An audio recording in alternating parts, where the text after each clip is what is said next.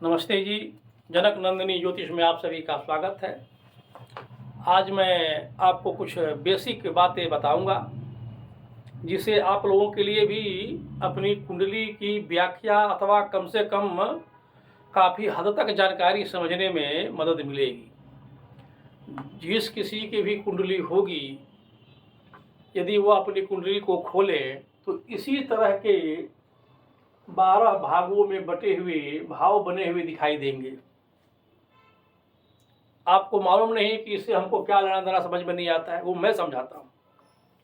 यही कुंडली है, यह जो भाव है, पहला भाव, दूसरा भाव, तीसरा भाव, ठीक है, ये कभी नहीं बदलता। यह भाव समझिए, यही 12 भाव बताया हुआ है। पहला तो ये 7वां तो 8वां ऐसे ऐसे करके 12 भाव होते हैं। इससे क्या मतलब हुआ? मतलब यह हुआ कि जन्म से लेकर मृत्यु तक जो भी घटनाएं घटती हैं, जो भी लाखों घटनाएं घटती हैं, वह इन्हीं 12 भावों में अरेंज करके रखा हुआ है। आपको नहीं मालूम क्या रखा हुआ है। जैसे आप किसी दुकान में जाते हैं, उदाहरण के लिए दवा की दुकान में जाइए, आप पर्ची थमाइए, दुकानदार देखेगा कि कौन कौन सी दवा इसमें लिखा हुआ है, वो जाएगा वहीं हाथ डालेगा जहाँ पर वो दवा रखी हुई है।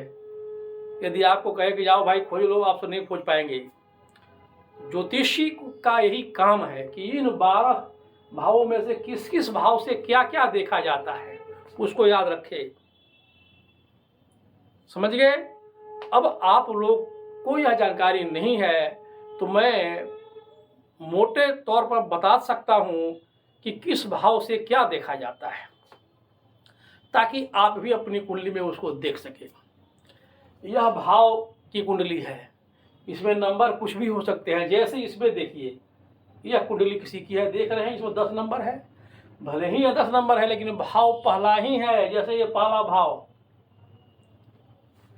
अब किसी की कुंडली, जैसे आप अपनी कुंडली निकालिए, अगर आपकी कुंडली में भी पहले नंबर पर 10 लिखा हुआ है, इसका मतलब कि मकर राशि है, 10 नंबर की राशि मकर राशि है। यहाँ आप देख सकते हैं सभी राशियों का नंबरिंग हमने किया है और कहाँ से कहाँ तक विस्तार है वो भी लिखा हुआ है।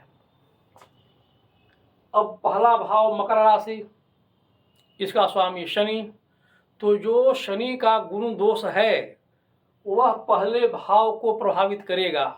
अब आपको तो मालूम नहीं कि पहले भाव से क्या देखते हैं, तो पहला भाव, प्रथम भाव ही जन्म लग्न है। मतलब आपका जन्म जिस समय हुआ उसमें जो भी नंबर की राशि पड़ी हुई थी, उसका जो भी स्वामी होगा, लॉर्ड होगा, उसका गुण दोष आप में आएगा, क्योंकि यह शरीर का भाव है, तन का स्वभाव, अभिरुचि, रूप, रंग, इच्छा शक्ति, आपकी महत्वाकांक्षा, सुख दुख, धन यश पद प्रतिष्ठा, सफलता, या जीवन में जो कुछ भी बातें, संपूर्ण बातों का आधार लग्न है, पहला भाव ही है। इसलिए ज्योतिष शास्त्र में पहला भाव खुद का होता है। मैं ज्योतिषाचार्य श्री प्रकाश शर्मा क्या हूँ, यह पहले भाव से पता चल जाता है। तो आपके बारे में सब कुछ, विशेष गुण क्या है, आप दाढ़ी बनाएंगे कि नहीं बनाएंगे, मूछ बनाएंगे कि नहीं बनाएंगे, ये सारा कुछ पहले भाव से पता चल जाता है। आपका स्वभाव क्या होगा। दूसरे भाव से देखते हैं धन भाव, तो केवल धन भाव ही नहीं है, दूसरा भाव से धनागमन, धन संचय, अचल संपत्ति, उच्च शिक्षा, उच्च पद, परिवार, कुटुंब, शासन, सत्ता इत्यादि सारी चीज़ों को हम इसे देखते हैं। अब आपको देखना है भाई कि धन के मामले में हमारा भाग क्या कहता है। तो दूसरे भाव में जो भी राशि पड़ी हुई हो, इसमें उदाहरण के लिए इसमें 11 नंबर की राशि पड़ी हुई है। 11 नंबर की राशि को हम लोग कहते हैं कुंभ राशि, उसका स्वामी शनि। तो शनि बताएगा कि आपके पास कितना धन आएगा, धनागमन होगा कि नहीं होगा। धनागमन होना अलग विषय, धन का संचय होना अलग विषय। धन आ रहा है, सब खर्चा हो जा रहा है, बचेगा नहीं। तो शनि बताएगा कि धन आएगा कि नहीं, पहली बात। धन आएगा तो बचेगा कि नहीं, दूसरी बात। आपके परिवार के लोग कैसे होंगे, परिवार में वृद्धि होगी कि नहीं होगी, रिश्तेदार कैसे होंगे, आप उच्च शिक्षित होंगे कि नहीं होंगे, उच्च पद को प्राप्त करेंगे कि नहीं करेंगे, शासन सत्ता से भागीदारी होंगे कि नहीं होंगे, यह सब दूसरा भाव बताएगा। इसी प्रकार से ये तीसरा चौथा इस सारी बातों को देखा जाता है। तीसरे भाव से क्या देखेंगे? मित्र, खुद की काबिलियत, कितना दमखम आप में है, जोखिम उठाने की क्षमता। किसी किसी को देखते हैं जोखिम लेने में माहिर होता है, जोखिम लेना बड़े कलेजे का काम है, तीसरा भाव से पता चल जाता है। अब जोखिम लेने का अर्थ यही नहीं है कि गोली मार देना है किसी को, किसी किसी काम में भी जोखिम होता है, धन डूब सकता है कि आप डर के मारे आप आगे नहीं बढ़िएगा। तो तीसरा भाव जिसका ताकतवर होगा, ताकतवर का मतलब क्या हुआ? आपकी कुंडली में जो तीसरे नंबर में जो राशि पड़ी होगी, 1 2 3 4 5 6 7 करके जो राशि पड़ी होगी, उसका जो मालिक होगा, इस कुंडली में 12 नंबर पड़ी हुई है, इसको हम कहते हैं मीन राशि। मीन राशि, इसका स्वामी गुरु है।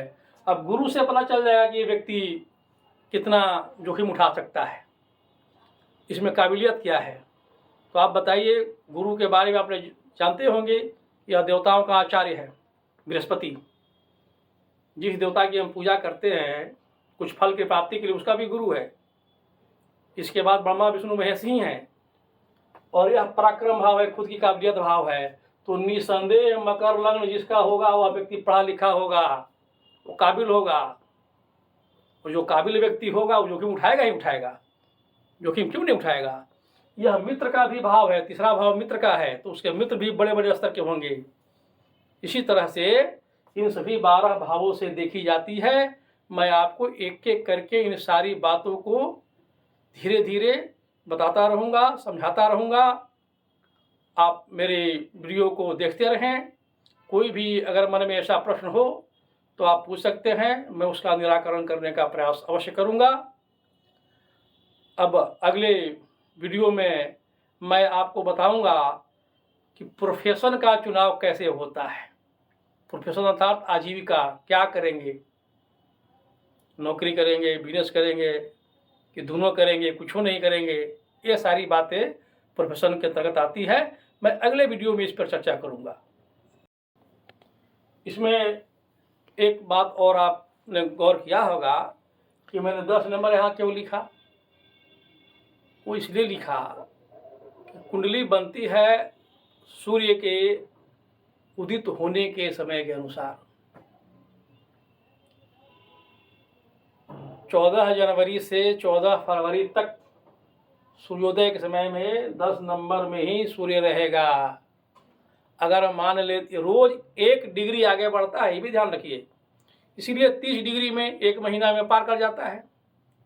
जैसे ही 14 फरवरी होगा 30 दिन हो जाएगा, 30 दिन होते ही 10 के जगह पर 11 आ जाएगा। अब मान लेते हैं आज ही को ले लीजिए, सूर्योदय 10 नंबर में हुआ तो लगभग 2 घंटे में एक राशि वो आगे बढ़ जाता है प्रतिदिन के हिसाब से। अगर 6:30 बजे जन्म किसी का हुआ, उस समय 10 नंबर में सूर्य था, तो 8:30 बजे के बाद यह सूर्य इधर आ जाएगा। पूरब में सूर्योदय होता है, उसके बाद दक्षिण दिशा में बढ़ता है ना भाई, तो सूर्योदय के बाद धीरे धीरे दक्षिण की तरफ बढ़ेगा। जैसे ही वह लगभग 2 घंटे चलेगा तो ये 10 नंबर यहाँ खिसक जाएगा। अब इसके पीछे कौन 11, तो यहाँ आ जाएगा। 8:30 बजे तक 11 नंबर रहेगा, उसके बाद 10:30 बजे तक 12 नंबर आ जाएगा। ये नंबर बदलते रहते हैं। 24 घंटा में 10, 11, 12 वगैरह 1 होते होते सब आ जाएगा, 9 तक आ जाएगा। इसीलिए हमने 10 नंबर लिखा है। आपकी कुंडली में कोई भी नंबर यहाँ हो सकता है। ये निर्भर करता है कि जन्म के बाद सूर्य कितना दूर जब पहुँचा हुआ था तब आपका जन्म हुआ। किसी का दोपहर में जन्म होगा। एक बात और समझ लीजिए, सबसे आसानी वाली बात, अगर कुंडली में टाइम नहीं लिखा हुआ है, डेट नहीं लिखा हुआ है, तो भी आप पकड़ सकते हैं, क्योंकि सूर्य हर महीने में एक राशि पर ही रहता है। अगर मान लेते हैं कि सूर्य यहाँ लिखा हुआ है, इसका मतलब कि सुबह का जन्म है। यहाँ लिखा हुआ है तो दोपहर का, यहाँ सूर्य लिखा हुआ है तो संध्या काल, सूर्यास्त के समय का, और यहाँ लिखा हुआ है तो 12 बजे रात का। अब इसी हिसाब से समझिए कि सूर्योदय के बाद में यहाँ रहेगा, दोपहर के पहले यहाँ रहेगा, दोपहर के बाद यहाँ रहेगा, सूर्यास्त के पहले यहाँ रहेगा, सूर्य की स्थिति किस राशि में है और किस भाव में है, इससे पता चल जाता है कि व्यक्ति का जन्म कब हुआ। अगर सूर्य यहाँ लिखा हुआ है कुंडली में तो समझिए कि उसका जन्म शाम को हुआ होगा, क्योंकि सूर्य शाम को पश्चिम दिशा में रहता है, पूरब, दक्षिण, पश्चिम और उत्तर दिशा। इस तरह से ये भाव नंबर यहाँ पर लिखा हुआ है। ऐसा नहीं मान लेना है कि मैंने 10 नंबर लिया 10 नंबर रहता है, ये तो हर 2 घंटे बदलते रहेगा। आगे शुरू बढ़ता जाएगा, धीरे धीरे धीरे पता जाएगा। अब मैं अगले वीडियो में आप लोगों को समझाऊंगा, अगली विषय पर चर्चा करूंगा।